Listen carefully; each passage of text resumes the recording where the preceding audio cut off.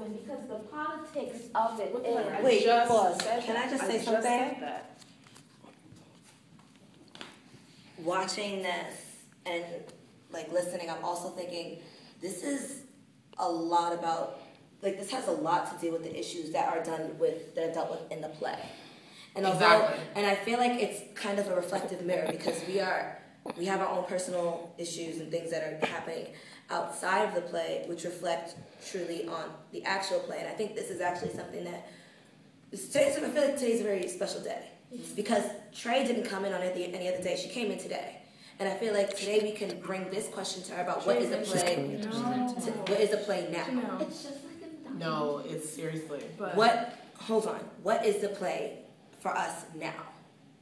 And I personally have no hard feelings at all that either of you guys are in the play. I actually freaking love it. Yeah. What did I say? I said I love you. Because you don't smush my hand. And I'm so serious. Like, I love you so much. And I really do. And I want it to be a sisterhood bond. Because what happens in the play is that it starts off being this black hair salon. Susie comes in, thinks, isn't it just for black hair? Right. And it's not. It's for everybody. Amen to that. We are in a black salon. It is for black women. But people are allowed to come in because everybody is loved. We are a family. We are a connection.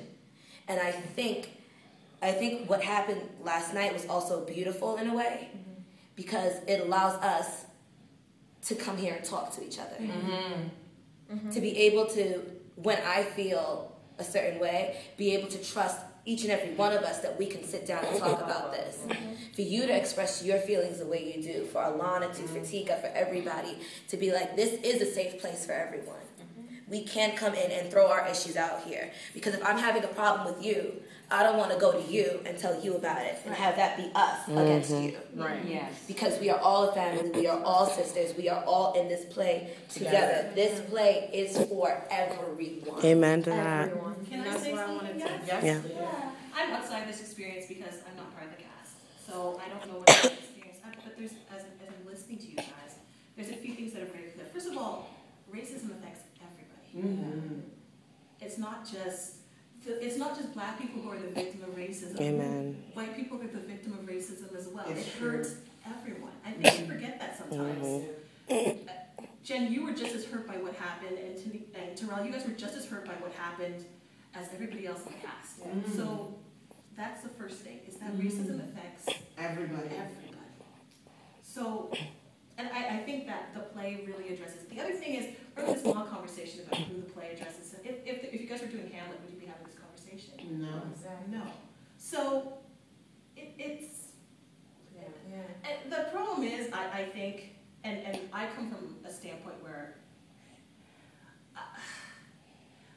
the whole purpose for having theater is to tell people's stories and to tell different stories. And I think a lot of times we try to, there comes a point when it becomes too universal, it takes away from the specifics and about the identity of what this play is about.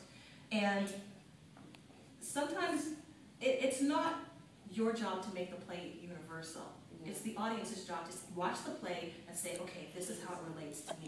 But the play itself is what it is. So, yes, it's a play about a black hair salon. Yes, it's a play about mostly black women. Yes, it's a play where we have women who are white, black, misunderstood, biracial, gay, straight, abused. Yes, all of those things are true, but let the play stand by itself. It's not up to you guys to explain, well, we think the play should relate to you because of this. We think the play, that's the audience's job. Don't do their job for them. Trust your audience. They will understand. And I mean, I don't know about you, but as a black woman, sometimes I go to see a play because I want a different cultural experience. I'm like, okay, I want to see into another person's experience, another person's world, hear different stories. There was one other thing I wanted to say to you guys, and I hope I can remember what it was. Oh, crap. Oh, never mind. That's anyway, all right. If it comes back. Yeah, let us know, because that was good. Oh! It's like a blow-on. The third thing, the play in itself, having this play with like 6 black women, one biracial woman, and a white woman, is a political and of itself, just by existing. Because there are not any plays, and having gay women and straight women in a Canadian play, that's a political act in and of itself. You guys don't need to say anything. All you have to do is exist. And it will say everything you need to say. So guys, just, I know that you guys are going to come together and just remember,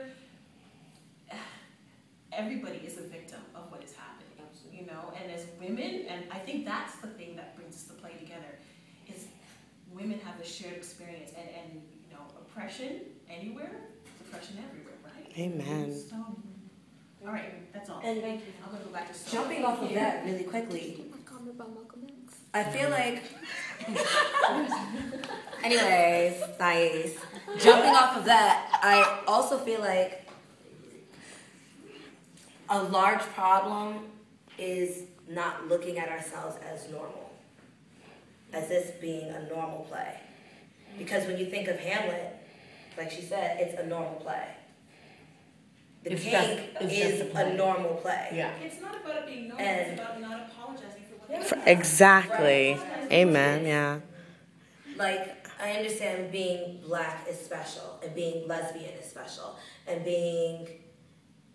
having your own different groups is special. But I also feel like part of it being special and different is what separates us. And I feel like if we all come together and we're just like, we are one, and this is just what we are, this is what we do, and we don't need to speak for it. Yeah. Because it is what it is. Yes. It's not up to us to define the story for everybody else that's going to see this, because that's what we're doing it for, and that's who we're doing it for. And we are all just people. That's it. Because no matter what it is, no matter what I think in my head, what I feel in my heart, the way I look, the way I dress, when I cut my skin, it's blood. And it's red.